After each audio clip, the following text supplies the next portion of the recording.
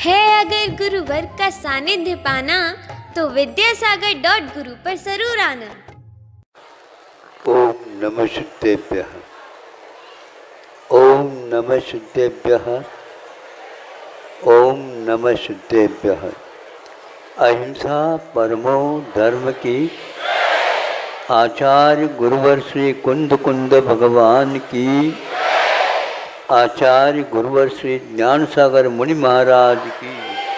चलो परम पूज्य संत शरणीय आचार्य भगवान विद्यासागर जी महामुनि राज जी की, समस्त आचार्य संघ की। आज रविवार है। मध्याह्न में हम रविवार मानते हैं, प्रातः नहीं मानते, क्योंकि मध्याह्न में आप लोगों की संख्या वृद्धि को प्राप्त होती है। बहुत दूर दूर से यात्री आते हैं,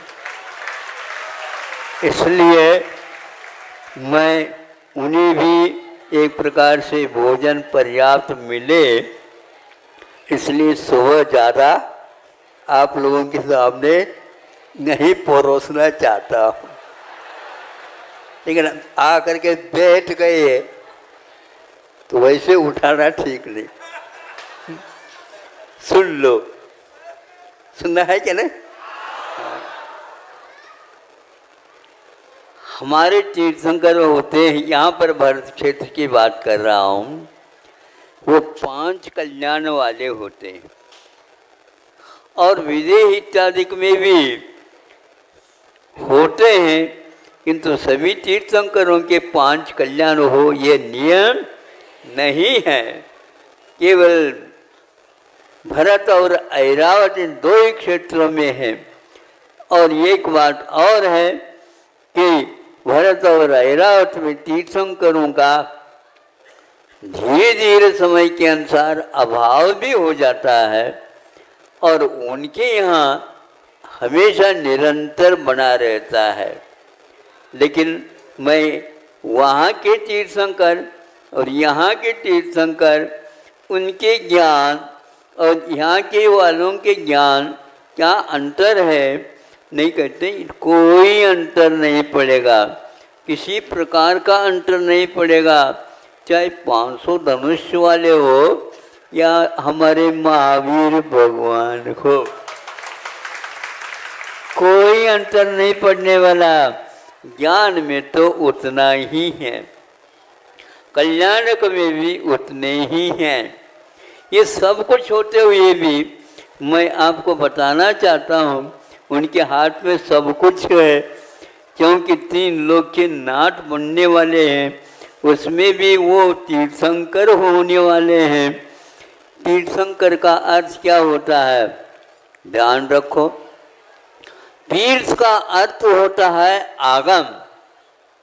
यस्मात् तरन्ति संसार महासमुद्रात् भव्य जीव सतीतम, वो तीर्थ कहलाता है। और उसको बनाने वाले जो होते हैं तीर्थंकर माने जाते हैं।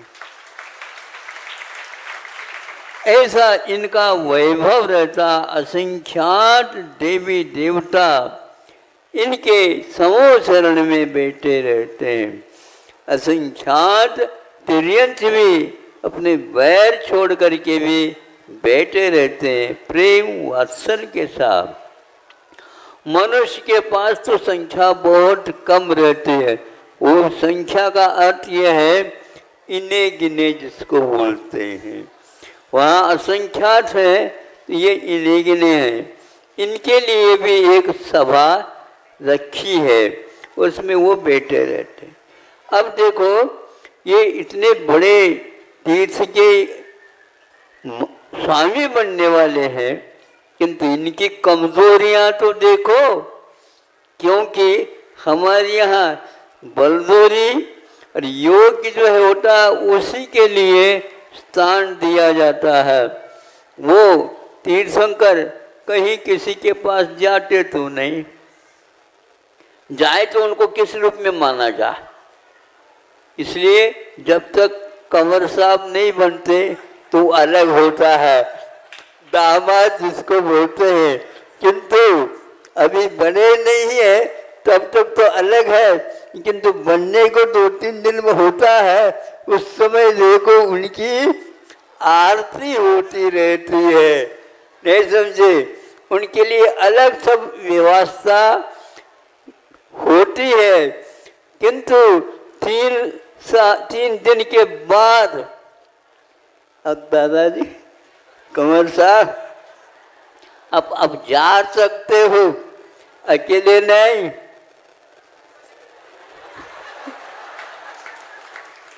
आप इस घर के मेंबर नहीं हो, ये पक्का है, क्योंकि न शोर लगती है न सूतक लगती है। किनको? दामाद, और दामाद के साथ अर्धांगिनी को भी यही हाल है, समझ रहे हो नहीं?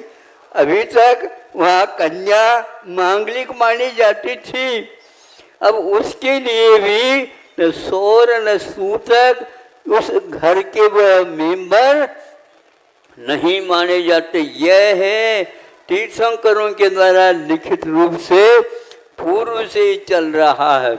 इस व्यवहार को अपने को नहीं भूलना है, नहीं है तो गड़बड़ हो जाएगा।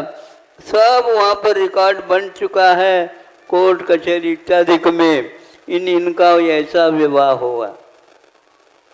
तीर्थंकरों को कुछ दिन घर में रहना पड़ता है, जैसे कन्या रहती है, हैं?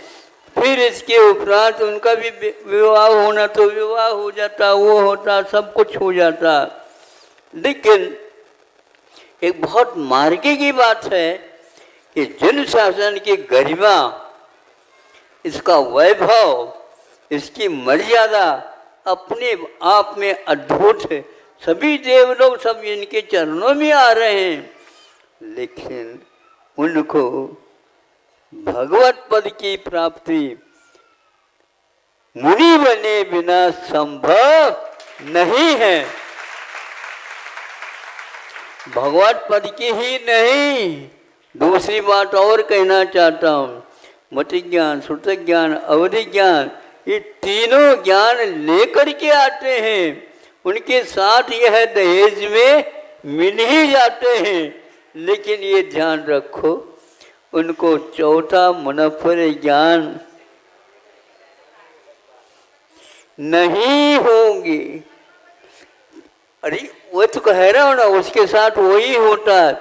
मुनफ्फर ज्ञान अंतिम माना जाता है, इस छद्मस्थ अवस्था में वह नहीं हो सकता। ये पूछना चाहता हूँ, वो क्यों नहीं होता?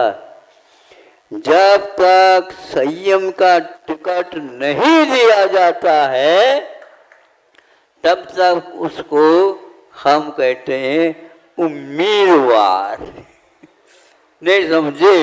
उनको हम विधायक नहीं कह सकते, ये पक्का है। बहुमत से या सर्वसम्मत से जीतेगा, लेकिन फिर भी हम पहले से ऐलान कर नहीं सकते, घोषणा नहीं की जाती। इसलिए आपके मन में क्या है, ये ज्ञान उनको नहीं हो सकता। कपड़ा क्या करता है, वस्त्र क्या काम करता है, तो ये करता है। असंयम क्या होता है, तो यह होता है संयम। पूज्य नहीं बन सकते हैं, नहीं तो तीर्थं करा तीर्थम प्राप्नुवन्, तीर्थ को प्राप्त नहीं कर सकते वो। और ये भी ध्यान रखना, द्वादशांग की कम से कम जो श्रुत ज्ञान हो गया, श्रुत ज्ञान होना अलग वस्तु है, किंतु द्वादशांग की रचना करना अलग वस्तु है। इसलिए ये ध्यान रखो, तीर्थंकर हो करके और तीर्थ के कर्ता होंगे। तीर्थ मैंने आगम पहले हमने बताया, आगम क्या अभी कर्ता नहीं बन सकते। संविधान अलग वस्तु है, एल एल बी अलग वस्तु होती है। हाँ, संविधान तो संविधान है, संविधान के ऊपर ही वह न्यायालय में न्याय देते हैं, ये पक्का है। लेकिन वह जब तक जज नहीं बनोगे तब तक आपको वह अधिकार नहीं मिलेगा। और मन पर ज्ञान में क्या बाधा थी? तो ये वस्त्र बाधा थे। इसलिए हमारे यहाँ अविगत सम्यक दृष्टि, क्षायक सम्यक दृष्टि भी था, है, साक्षी है असंख्या देवी देवता, फिर भी उनको इस प्रकार की उपाधि नहीं मिली, वह पूज्य नहीं हुआ और उसे मन पर ज्ञान प्राप्त नहीं हुआ। तो ऐसी स्थिति में आप ही बताओ। इसीलिए वस्त्र सहित में मुक्ति नहीं होती, इतनी नहीं, मन पर ज्ञान भी नहीं होता। और इस सिद्धांत को चाहे आप विजय क्षेत्र में पूछो या भारतवर्ष में पूछो या ऐरावत वर्ष में पूछो, मन पर ज्ञानी को पूछो, परमावधि वालों को भी पूछ सकते हैं, किंतु ये ज्ञान नहीं होगा। आपके मन की बात को वह नहीं समझ सके, स्वयं के मन की बात को नहीं समझ सके, पूर्व में क्या क्या सोचा था वह नहीं सोच सके, किंतु आज की बात ये निराली है। आज तो असंख्यात अरब वर्षों का ज्ञान एक महिला को भी हो रहा है। ये उसी तीर्थ के आप उपासक हो करके ऐसे कैसे ये जघन्य बात कर रहे हो, लेकिन यहाँ तीर्थंकरों के अभाव में लोकतंत्र में ऐसा सुनना पड़ता है। लेकिन सुनते सुनते ये ध्यान रखो, इससे आप पलने वाला नहीं, चलने वाला नहीं। इसलिए ये कहना चाहता हूँ, मन पर ज्ञान के लिए सर्वथा परिग्रह का त्याग अनिवार्य होता है। तीर्थंकर प्रकृति का बंद अभी भी चालू है, निरंतर बंदी कहलाते हैं। लेकिन वह कहता है कि जब तक आप वस्त्र में लपेटे रहोगे, आपको हम किसी प्रकार से उम्मीदवार के रूप में भी स्वीकार नहीं कर सकेंगे। और देव इसके लिए साक्षी है। तब कल्याण तभी होगा जब परिग्रह छोड़ोगे और वस्त्र का त्याग करोगे और ये संकल्प लोगे। किसके सामने संकल्प लेना? उनको वो संकल्प स्वयं लेंगे, तभी आपको संकल्प दिला सकेंगे। कैसे देंगे वो? तो कहते हैं नमः सिद्धेभ्यः, यह उनका सूत्र है। तभी केश लोच किया जाता है। नमः सिद्धेभ्यः कहते कहते ही उनको केवल ज्ञान तो नहीं हुआ, लेकिन मन पर ज्ञान को में कोई भी रोड़ा टोका नहीं हुआ।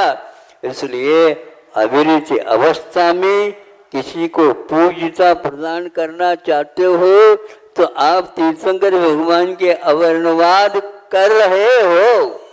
आपको जो चाहे कर सकते हो, क्योंकि आपकी आत्मा होनहार आत्मा अब क्या कर रही है क्या पता नहीं। परमात्मा को ज्ञात है या स्वयं की आत्मा को कौन से भाव कर रहे हैं। आप सुन रहे हो? हाँ, कैसा लग रहा है? तीर्थंकरों की भी मर्यादा है और वो मर्यादा पुरुषोत्तम कहलाते हैं। स्वयं उस मार्ग पर चलते हैं, फिर इसके उपरांत योग्यता के बल पर बोलते हैं। ज़्यादा तो नहीं कर सकूँगा। आज गांधी जयंती सुनते हैं, हमारे सामने एक बच्चा बैठा है, गांधी का ही खड़े हो जाए। अच्छा अच्छा अच्छा, दोनों। हाँ, चश्मा तो लगने दो।